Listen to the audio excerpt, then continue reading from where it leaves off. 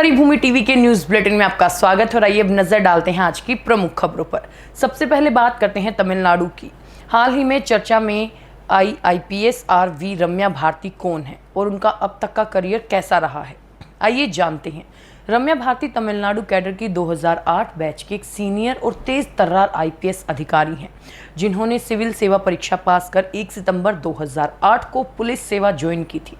पढ़ाई लिखाई की बात करें तो रम्या भारती ने समाजशास्त्र यानी सोशियोलॉजी में बीए किया है। इसके अलावा उन्होंने डिजिटल अपराधों से निपटने के लिए साइबर फोरेंसिक में मास्टर ऑफ साइंस यानी एमएससी की डिग्री भी हासिल की है।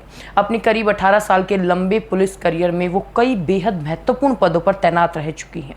वो तमिलनाडु के कोयम्बटूर, तिरुवन्नामलाई और मदुरई जैसी बड़े जिलों में बतौर एसपी अपनी सेवाएं दे चुकी हैं। इसके अलावा उन्होंने चेन्नई में जॉइंट कमिश्नर और कोलकाता में डिप्टी कमिश्नर की जिम्मेदारी भी संभाली।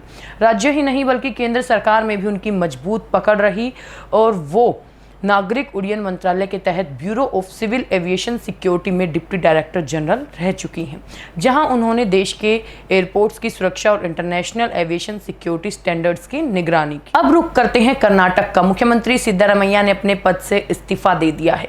बेंगलुरु में अचानक बुलाई गई एक प्रेस कॉन्फ्रेंस में उन्होंने खुद इस बात का ऐलान करते हुए सबको चौंका दिया। सिद्धारमैया ने कहा कि आलाकमान ने उनसे इस्तीफा देने के लिए कहा था और उनके वादे के मुताबिक उन्होंने अपना पद छोड़ दिया। उन्होंने अपना इस्तीफा राज्यपाल थावरचंद गहलोत के सेक्रेटरी को सौंप दिया है। इस्तीफे के ऐलान से ठीक पहले सिद्धारमैया ने अपने घर पर मंत्रियों के साथ एक ब्रेकफास्ट मीटिंग की थी और इसी मीटिंग के दौरान भावुक कर देने वाला पल भी आया जब deputy CM DK Shivakumar ने सिद्धारमैया के पैर छुए और सिद्धारमैया ने उन्हें गले लगा लिया।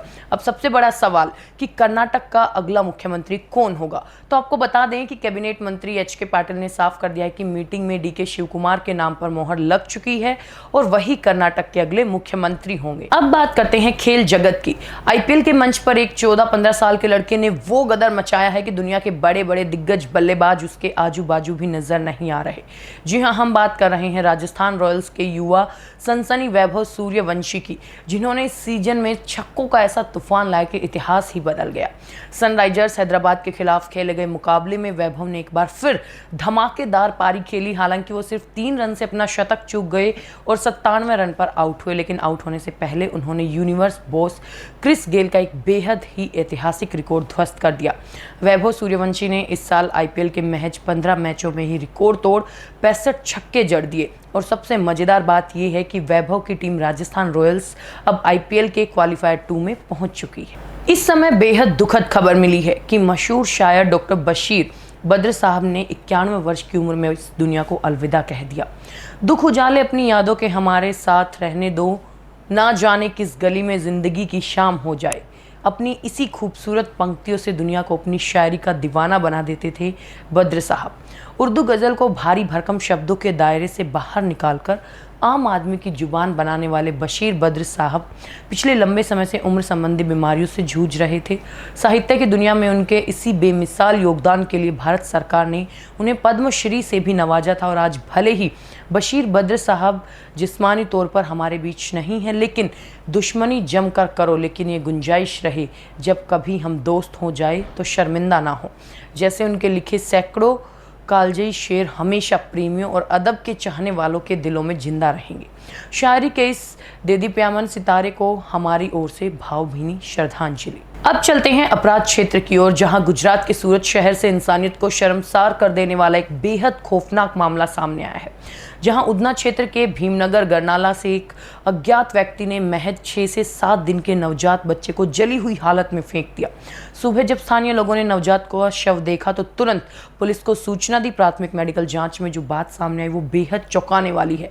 आशंका जताई जा रही है कि बच्चे की पहचान छिपाने के मकसद से उसे किसी खतरनाक केमिकल या ज्वलनशील पदार्थ से जलाया गया। उधना पुलिस ने नवजात के शव को पोस्टमार्टम के लिए समीमेर अस्पताल भेज दिया है और पोस्टमार्टम रिपोर्ट आने के बाद ही मौत की असली वजह और बच्चे के लिंग का पता चल पाएगा। आरोपियों तक पहुंचने के लिए पुलिस इलाके की सीसीटीवी फुटेज खंगाल रही है और स्थानीय अस्पतालों के रिकॉर्ड भी चेक किए जा रहे हैं। आपको बता दें कि सूरत में पिछले 7 दिनों के भीतर नवजात बच्चों को फेंकने की ये तीसरी घटना है और इससे पहले 21 मई को पांडेसरा में एक बच्ची जिंदा मिली थी। वहीं 24 मई को कतार गांव में झाड़ियों से एक और नवजात का शव बरामद हुआ था। ऐसे ही महत्वपूर्ण खबरों से जुड़े रहने के लिए देखते रहिए हरिभूमि टीवी। खबर को विस्तार से जानने के लिए हमारी वेबसाइट हरिभूमि.com पर जाएं और हरिभूमि अखबार पढ़ें।